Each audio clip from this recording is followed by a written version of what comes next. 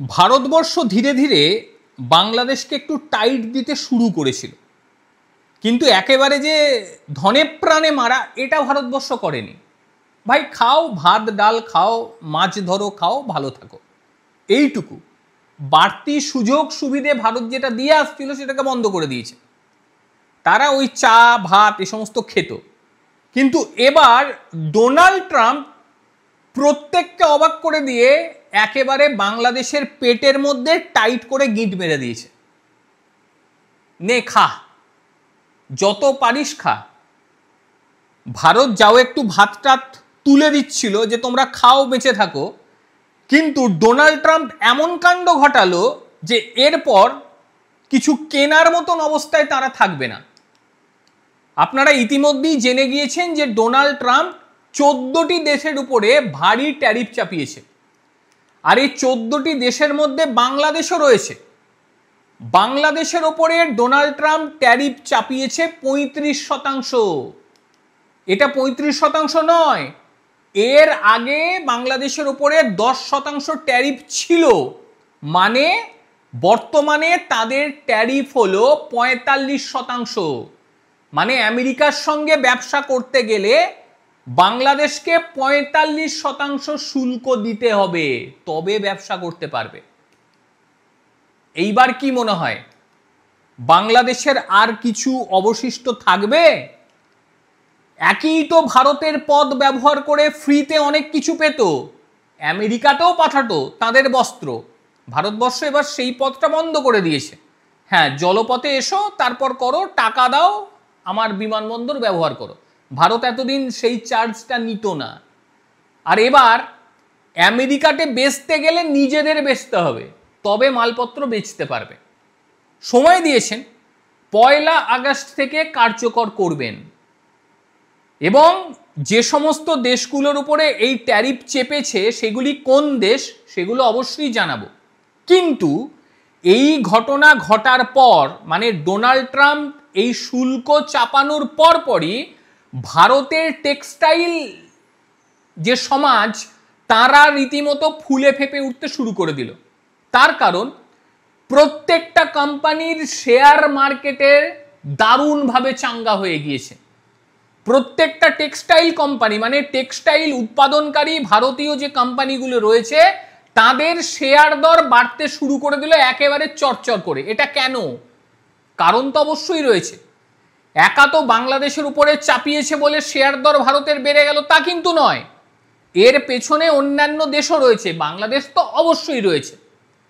মোহাম্মদ ইউনূস তিনি যেটা করেছেন, গোটা বাংলাদেশকে একটা উগ্রপন্থীতে পরিণত করে দিয়েছে। গোটা বাংলাদেশ উগ্রপন্থীতে 6 লাভ হয়ে গেছে। যারা ভালো আছে তাদের আর কিছু করার নেই। বাংলাদেশ হচ্ছে বিশ্বের সবচেয়ে বৃহৎ বস্ত্র রপ্তানিকারক দেশ। তারা বস্ত্র করে, সুতি বস্ত্র থাকে, তারপর সেলাই করা বস্ত্র, সেগুলো তারা রপ্তানি করে। ইতিমধ্যে যে কটা বেঁচে ছিল তাদের, সে কটা পুরো মাত্রায় তালা মারার জন্য প্রস্তুতি নিয়ে নিয়েছে। তাদের আর কিচ্ছু করার নেই। বাংলাদেশের মার্কেট সর্বাধিক যেটা ছিল যুক্তরাষ্ট্র ও তার সঙ্গে জার্মানি। শুধু জার্মানিও যদি থাকে তা সত্ত্বেও তাদের ব্যবসা জার্মানির সঙ্গে করতে গেলে যে পথটা অবলম্বন করতে হবে সেই পথটা হলো ভারতবর্ষ। আর ভারতবর্ষ ফ্রিতে কিছু দেবে না। কাজেই যেটুকু আশা ছিল সেটুকু আশা সমূলে শেষ করে দিয়েছে ডোনাল্ড ট্রাম্প। কারণ রয়েছে, ডোনাল্ড ট্রাম্প একটা কথা বলেছে। তিনি বলেছেন যে আমি যাদের ওপরে 40% কিংবা তার বেশি ট্যারিফ লাগিয়েছি, মূলত এদের সঙ্গে আমাদের ব্যবসা করার কোনো ইচ্ছে নেই। আর বাংলাদেশ যদি তাদেরকে বলে যে না, আপনারা আমার দেশেও ঢুকুন, আমরা কোনো ট্যারিফ নেব না, আপনারাও আমাদের জিনিসে কোনো ট্যারিফ নেবেন না। ডোনাল্ড ট্রাম্প এটা জানে যে আমেরিকান সামগ্রী কেনার মতন অকাত বাংলাদেশিদের নেই। কাজেই তিনি ভালোভাবে বুঝে শুনে তবেই কিন্তু ট্যারিফটি লাগিয়েছেন। এবং এর মধ্যে আরেকটা বিষয় হতে পারে, ডোনাল্ড ট্রাম্পের বক্তব্য এখন এক, কালকে আর এক। এটার উপর ভরসা করাও কিন্তু যথেষ্ট কঠিন ব্যাপার।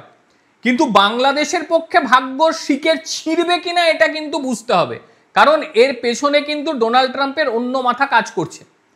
কারণ আমেরিকা চেয়েছিল বাংলাদেশের সেই দ্বীপ, সবাই জানেন সেন্ট মার্টিন, সেই দ্বীপটা যদি বাংলাদেশ এখন দিয়ে দেয়, মোহাম্মদ ইউনুস যদি গিয়ে বলে ঠিক আছে আমি দ্বীপ দিয়ে দিলাম, আপনারা নিন, যা খুশি করুন, আমাদেরকে ব্যবসা করতে ছেড়ে দিন, তবে ছাড়বে।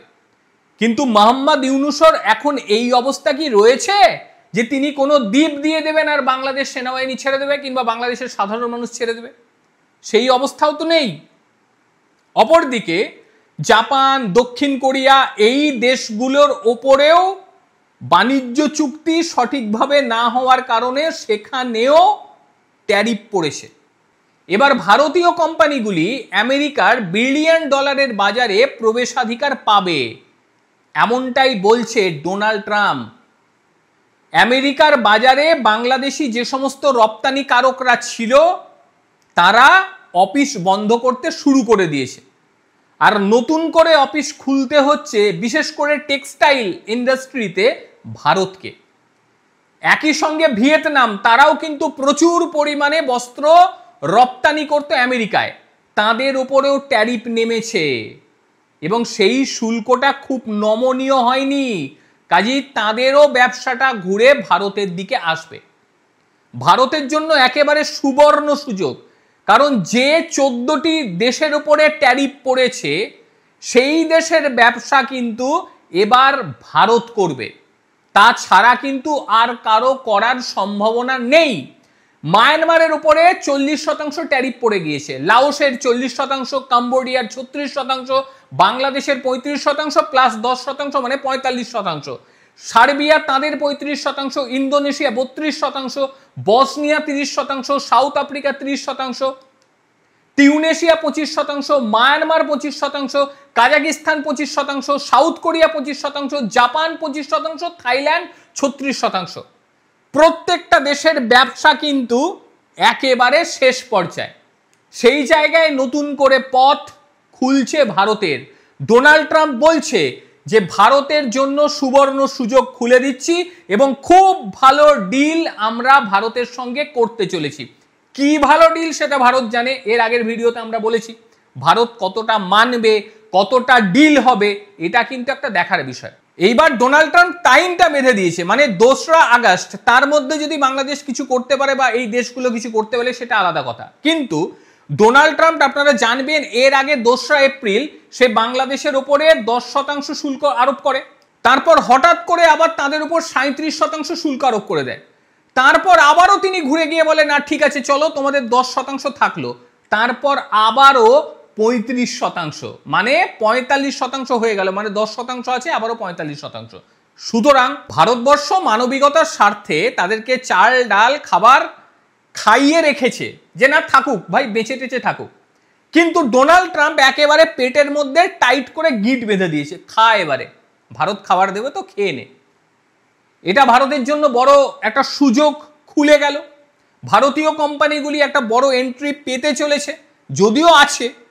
আর ডোনাল্ড ট্রাম্প ভারতকে চটানোর চেষ্টা করবে না, তার কারণ আপনারা সবাই জানেন যে এর আগে এস জয়শঙ্কর তিনি বলেছিলেন এই ট্যারিফের বিষয় নিয়ে যে ভারত জানে কোন ব্রিজের ওপর দিয়ে কিভাবে হাঁটতে হয়।